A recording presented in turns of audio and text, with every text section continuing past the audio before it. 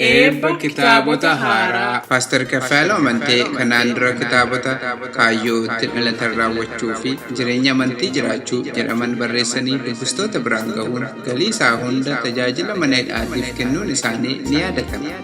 Ammas dabalataan kitaabota haaraa 3 humna qoratamee hin ga'amne, teessoo adii guddaa fi nama jijjiirama fidu ta'uu jedhaman barreessanii maxxansiisuun hunda isaanii tajaajila hojii wangeelaatiif gumaachaniiru.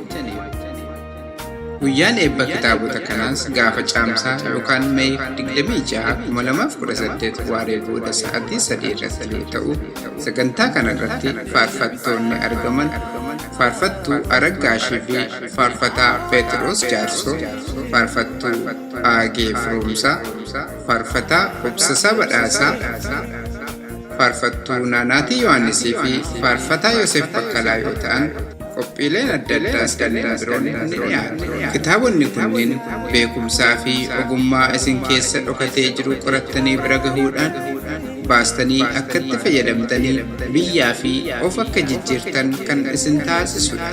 Karaa biraatiin immoo ogbarruu afaan Oromoo dagaagsuu fi barreessitoota Oromoo kan kakaasuu fi kan jajjabeessu waan ta'eef isinis qooda keessan bahuudhaaf eebba kanarratti akka argamtan kabajaan affeeramtaniirtu.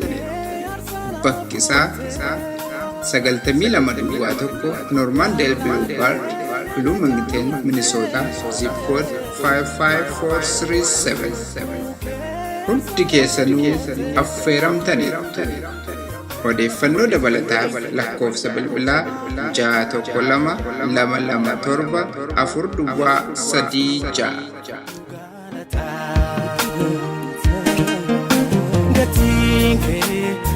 6122274 Abbaako fudhu galata.